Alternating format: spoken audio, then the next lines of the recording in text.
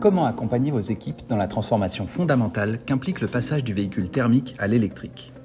En les formant, via les nouvelles technologies pédagogiques s'appuyant sur les supports techniques de nos constructeurs partenaires. C'est l'objectif du programme MVEB France 2030. L'arrivée des voitures électriques nous impose d'actualiser les parcours de formation de nos filières pour préparer les jeunes à leur futur métier. Pour cela, le numérique facilitera la mise à jour de toutes les nouveautés liées aux véhicules. Les jumeaux numériques de composants et de véhicules offrent un accès à une plus grande diversité de technologies. Ils permettent aussi d'éviter les problèmes d'aménagement des espaces. Les apprenants pourront travailler en groupe sur une même panne, s'entraider et même se challenger entre eux. Les nouvelles technologies vont donc faciliter la réalisation de formations immersives et attractives où l'apprenant deviendra un acteur engagé de son futur contexte de travail. Dès septembre, nous accompagnons vos formateurs aux usages des nouveaux outils de formation et à la maintenance des véhicules électriques à batterie. Le format prévu est en distanciel, puis en présentiel avec l'aide de véhicules électriques mis à disposition par des constructeurs. En présentiel, les formateurs produiront, de manière collaborative, des ressources pédagogiques qui seront mutualisables. Cette organisation facilitera les échanges et le partage de contenus de formation entre chaque acteur de la filière. La création d'une communauté de formateurs, complétée par une plateforme de formation à distance, accueillera ces contenus. Prenez une trajectoire innovante pour former vos apprenants sur ces nouveaux enjeux.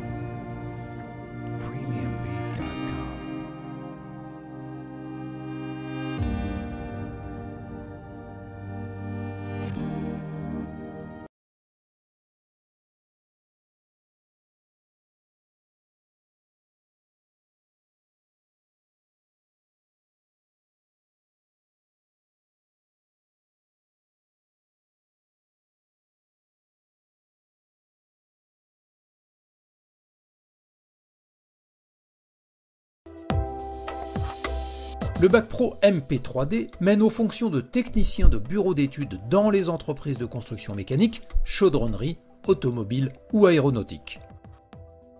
Le technicien recherche les solutions techniques, puis il réalise le modèle 3D de la solution choisie. Le bac pro a pour premier objectif l'insertion professionnelle, mais avec un très bon dossier ou une mention à l'examen, une poursuite d'études est envisageable en BTS.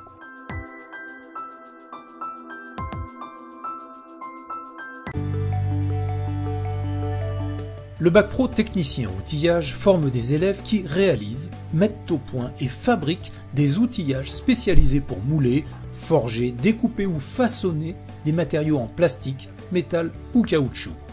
Ce technicien doit faire preuve de rigueur, de créativité et de précision. Il y a peu de techniciens qualifiés dans ce domaine d'activité, c'est donc un métier très recherché.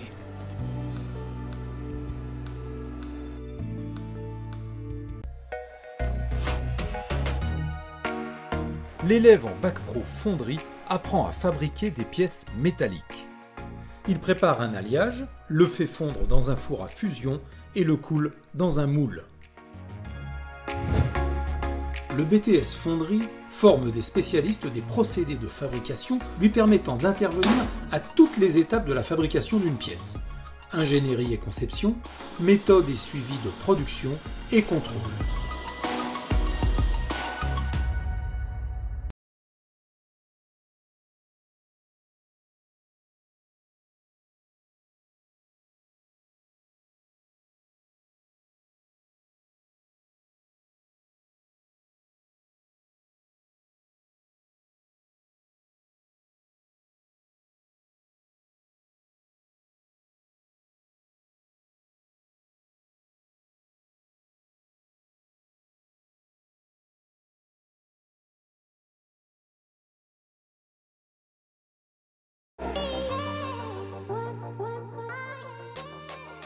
Depuis la troisième, j'ai toujours voulu faire ça.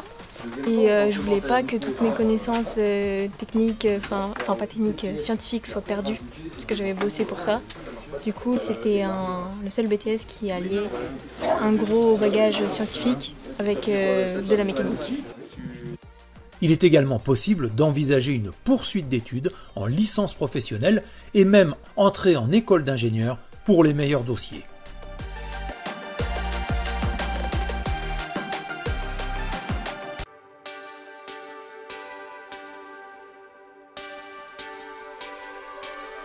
coup, je suis responsable des essais véhicules en ce qui concerne la consommation de carburant. Chez Renault Truck, moi je suis ce qu'on appelle un responsable composant, c'est-à-dire que je développe la partie affichage qu'on a sur le tableau de bord des camions. Le métier de l'architecte véhicule, c'est gérer la répartition des éléments sur le camion.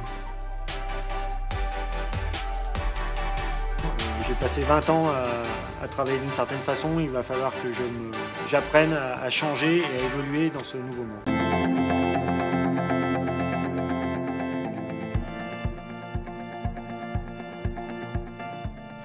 Le CAP prépare l'élève à devenir conducteur-livreur de marchandises sur des véhicules de taille moyenne avec le permis B. Dans la formation Bac Pro, on apprend à conduire des véhicules poids lourds avec ou sans semi-remorque. Les élèves passent les permis B, C et C+.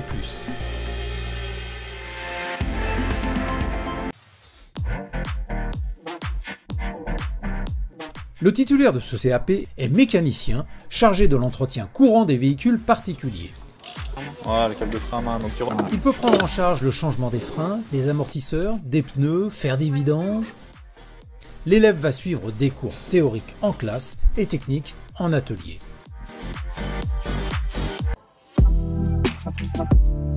Le Bac Pro fait partie de la famille des métiers de la maintenance des matériels et des véhicules.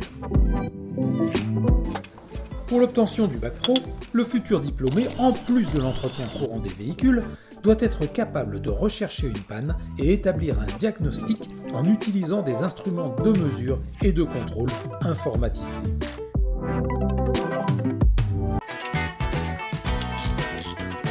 Au cours de sa formation, le futur technicien acquiert des connaissances en mécanique, hydraulique, électricité, pneumatique et électronique. Quand j'étais au collège, je ne savais pas du tout ce que je voulais faire. J'ai vu qu'il y avait le mécanicien poids lourd et en rentrant dans ce lycée, en fait, les profs vous donnent le goût du métier. On s'entend tous bien, on reste pendant les 3 ans de formation, on reste dans la même classe. Et puis les professeurs, ça fait 3 ans aussi qu'on les voit. Donc on les connaît aussi, ils nous connaissent. Cet univers est vraiment sympa, j'aime beaucoup.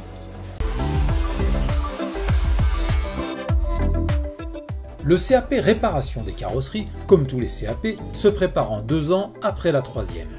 L'élève doit être capable de déposer et reposer les éléments de carrosserie ainsi que de contrôler les structures. Habile, minutieux et méthodique, le carrossier est doté d'une bonne résistance physique, il est apte à gérer les relations avec les clients et suit les évolutions techniques du secteur automobile.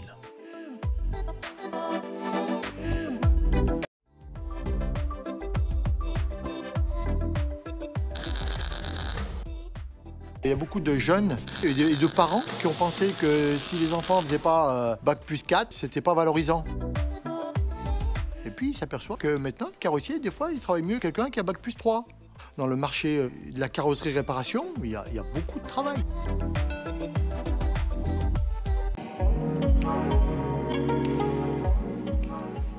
Le titulaire du CAP peintre en carrosserie peut intervenir dans tout type d'entreprise de réparation de carrosserie.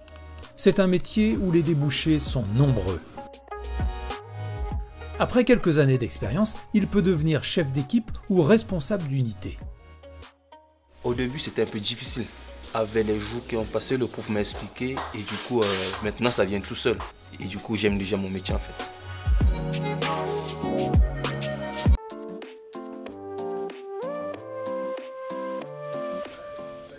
L'objectif est de former des techniciens de bureaux d'études, de laboratoires, voire des ingénieurs qui vont concevoir les produits de demain. C'est ça la grosse différence avec l'enseignement général, c'est que pour les écoles après, si on veut faire un BUT ou même école d'ingénieur, on a appris à manipuler des logiciels, on a fait de l'électricité, de l'électronique, de la mécanique, ce qu'ont pas fait ceux en filière générale. Donc là-dessus, on a un peu d'avance. Le but, c'est que la technologie et les produits qu'on développe soient au service de la société.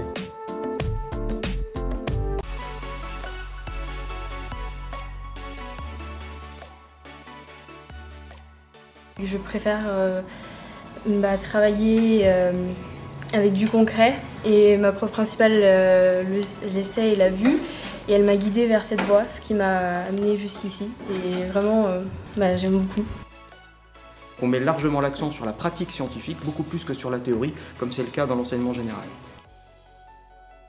Après le bac technologique, il y a des classes préparatoires réservées pour les élèves qui sortent de ces classes-là et qui leur permettent d'aller dans des écoles d'ingénieurs où ils ont aussi des concours réservés.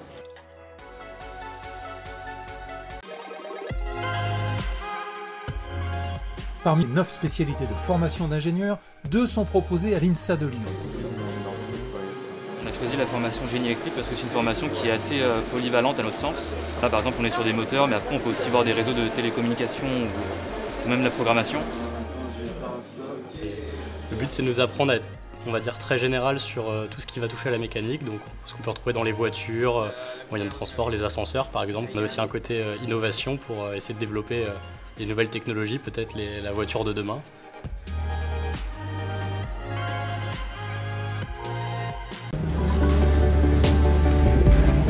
L'école centrale de Lyon forme des ingénieurs généralistes accomplis, ouverts et dotés de l'éthique indispensable pour inventer les mutations répondant aux enjeux sociétaux du XXIe siècle. Dans le triptyque énergétique, en fait, qui est d'où vient l'énergie, l'efficacité énergétique des systèmes et l'usage qu'on en fait, le plus gros levier, c'est l'usage. Pendant 3 ans, les élèves ingénieurs bénéficient d'une formation scientifique et technique d'excellence et une ouverture concrète à l'international et au monde de l'entreprise.